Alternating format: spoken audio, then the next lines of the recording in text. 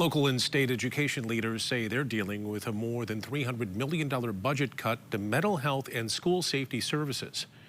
But the governor's office says that's not true. News 8's Byron Tollefson talked with the local school district that says they're already feeling the impact. The Rockford Public Schools superintendent says this is a significant cut for his district, and he's hoping that legislators reverse course soon. Last year, Rockford Public Schools got $1.8 million from the state for mental health and safety. It let them hire 2 new school resource officers, social workers, and a mental health liaison.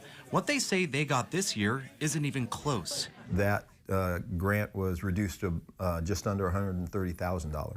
$130,000, 93% less than last year. The hope was that this would continue to be a priority for the state, that this would continue to be a priority to help these students in our district and in our state.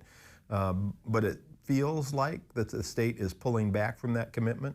Last year's money came as the state budget gave $492 million to districts. The Department of Education says it helped schools hire more than 1,000 social workers, counselors, nurses, and psychologists.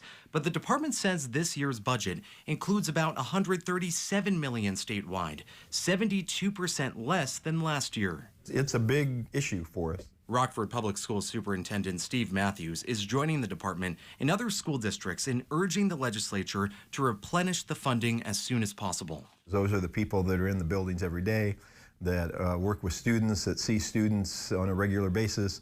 They're able to be proactive, try to help students before a crisis develops. Matthews says they are keeping their new staff this year, but they took money from their general fund to pay for them, preventing them from hiring as many new teachers. He worries that eventually he won't be able to keep the mental health and safety staff on board. We'll take money from our fund balance to cover some of these costs, but eventually you're going to run out of that money to be able to cover the costs, and then a very difficult decision will have to be made.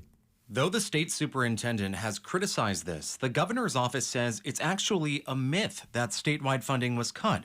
In a statement to News 8, the governor's office says the budget delivers an additional $600 million in funding for districts, which gives schools the flexibility to use the funding to meet the needs of individual students in their area. The law clearly states that this additional $600 million is intended to be used to improve school safety, mental health, before and after school programs, and more. In Rockford, Byron Tollefson, News 8.